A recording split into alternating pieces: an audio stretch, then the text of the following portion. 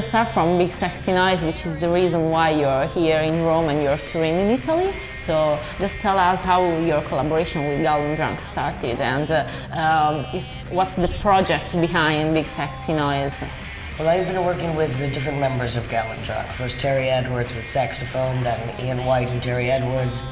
And they would accompany me with my psychoambient stuff or my solo performances. And then sometimes with James also. So there was I was at a poetry festival in Italy, in Monfalcone, okay. And with Ian and James. And Ian suggested we need a hard rock band. And I said, yeah, Big Sexy Noise. And I said, Big Sexy Noise. And then so we decided, we started, and we made one album so far. Yeah. We finished another album, it comes in fall. Ah, okay. And we're on tour now. So it's to counteract all the bullshit of politics, it's time to rock. Yeah. Okay, and all your collaborations were pretty short, while this one is a bit longer. To contradict everything else I've done. So this one, I'm making it, to make it unusual, I have to keep doing it again with Big Sexy Noise. So, and also because I just think they're great to be with, they're great to work with. They're adaptable so that every song, not every song is different, it's still hard rock, but within that format we can make different kinds of, some more R&B, some more dissident, bluesy. Some bluesy, some boogie, some doo-wop, so you enjoy a lot? Absolutely. Playing live a lot? Oh, yes, absolutely. And I mean, there's not enough women doing hard rock, or any rock. It's either, there's just not enough. So I like to get my dick out, and there you go.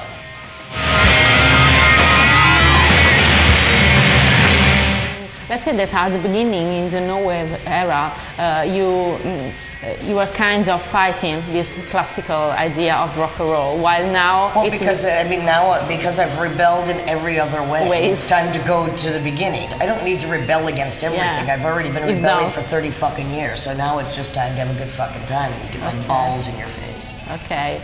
It is cock rock. Yeah, cock rock. So in a sense, I mean, that's rebellion right there. It's raunchy. I mean, you know, you have middle-aged women in leotards like Beyonce and Madonna running around saying nothing with bad fucking house music or disco music behind them. Maybe you have the Bell Rays out of LA doing hard rock, and there's not much else. Yeah. You said that you're living in Barcelona, so what about the States now? Do you think they're not... Look, it's over. I mean, the States are it's in a state of collapse, but I can't support myself there. I've been supporting myself in Europe for decades. Why should I live in a country that's going into fascism when I can be living in a country that's 30 years out of fascism? Some people which come from your, let's say, scene, I'm talking about James Chance, Suicide, or let's say that period in New York late, are still playing and they're still doing more or less the same thing, while you're not, and you've been doing many different things. Some people have one trick, others have a bag of tricks. But if you have one trick and it's a good trick, like Suicide, you keep doing it. James Chance might have one or two tricks, but they're good tricks. So Patti Smith is still doing the same? And well, that's his choice. I mean, it's not a choice. I do what is natural for me to do. So if it means doing photographic exhibition now, if it means doing rock music, if it means doing dissident, if it means doing something with Mars Volta, well, I do what feels right at the time. But that's me. That's understanding my contrary nature and my schizophrenia and embracing it. Okay. I can't do one thing. I mean, as you said, to me, it's a contradiction to do 2 albums with the same band, which I've never done before. So I'm rebelling even against myself. What do you think punk and CBGB scene has represented for popular music, and what have no wave represented? Well, obviously, I think the scene that came out of CBGBs was much more influential in a sense on a grander scale because the music was more accessible. Yeah. I mean, Blondie was accessible, the Ramones were accessible. No Wave is inaccessible, it's dissident. I mean, it had its intellectual influence, but I don't know how much it influenced the music, because still, if you hear bands that are so-called alternative, they're alternative compared to what came after Talking Heads or what came after Blondie. They're not alternative in the sense of Teenage Jesus, because it's hard to get more alternative than Teenage Jesus or DNA or Mars of the Contortions or Suicide. So he looked so cute in photos. He was such an insect. Rock isn't supposed to be pretty, and it isn't. Is there any scene that you think is interesting, and any new bands, any projects? There's a lot of new bands, but I think the internet has dispersed the scene. So, I mean, there are great bands, and I like A Place to Bury Strangers from New York. I like Carla Bozelic, who's been around for a while. I mean, I think there are a lot of good things out there. I just don't think there's a place that is a magnet where a scene is coming out of. It's more diversified. Yeah, you're curious. You're still. Well, I have to be.